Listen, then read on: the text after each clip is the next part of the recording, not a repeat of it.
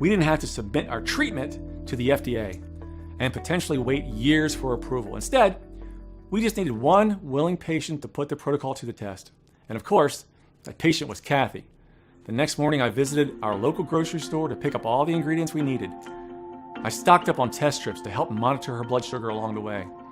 Honestly, Kathy looked at me like I was crazy the first time I gave her the dressing to eat with her lunch and dinner. They took 60 seconds to create, but I still remember how she held her nose and steeled herself for the awful taste she expected, and the smile that spread across her face as she said it tasted great. Still, I had to beg her to keep eating them every day. She thought it was just another waste of time.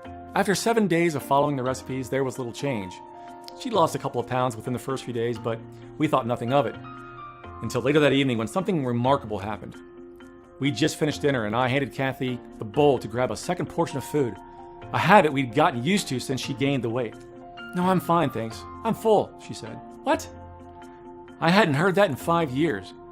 We both looked at each other in shock and burst out laughing, and each day following was like a dream.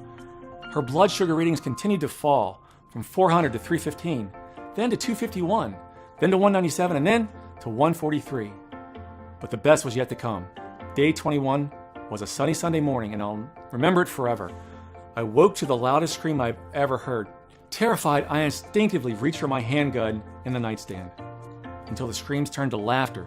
I ran down the stairs where I saw Kathy standing in the kitchen staring at her glucose reading, tears rolling down her face. But this time they weren't tears of panic or fear, they were tears of happiness, of joy. In just 3 weeks she was at a healthy reading of 120. And that's not even the best part. Remember that weight gain and hunger is a symptom of insulin resistance. Well, since she had reversed her insulin resistance, her hunger vanished, and the weight dropped off her like butter in a microwave. Every day she was safely shedding pure belly fat, arm fat, chin fat. Her love handles disappeared. She had lost 56 pounds of weight, going from this to this slim and sexy lady today. She was so excited to show me her jeans falling off her hips in a way they hadn't in 25 years. Plus, she had so much more energy. She was sleeping better, and the aches and pains in her legs and feet were gradually disappearing with every day that passed. Even her hair seemed thicker, fuller, and shinier than it had.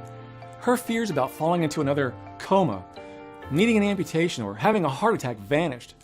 When we saw Dr. Grayson, he couldn't believe his eyes. He was speechless that she had achieved it all by herself, naturally and safely.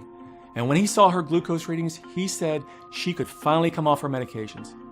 That evening, we threw all of them in the trash. What a great feeling. It was like a time machine taking us back 5 years before this nightmare began. But the most amazing thing was watching Kathy's stomach, watching the belly fat she'd been fighting for years and years shrink away to nothing, until one day I came home and saw her walking around the house in a sports bra and shorts, her beautiful flat belly on display. I was a little afraid to touch her at first, afraid she'd tell me not to, but when I wrapped my arms around her, she melted, tilting her head so I could kiss her neck, and smiled at me and told me to meet her in the bedroom. It was the most amazing, passionate night of my life, as we lay there naked, cuddling and laughing, in love again, in a way we hadn't been in a long time. I had a huge smile across my face. I'd done it. I'd saved my wife. Kathy had broken free from the cycle of insulin resistance. She was back in control of her own blood sugar. Neither of us could believe it. After being told to prepare ourselves for Kathy to fall into a coma, or for her to even die, Kathy had reversed her diabetes, and it had taken just over 3 weeks. I was desperate to get the recipes out to as many people as possible, but Amanda warned me that one person wasn't proof that the formula worked. And she was right. It may have worked for Kathy, but would it work for everyone? I wanted to see if these recipes would work on people who were suffering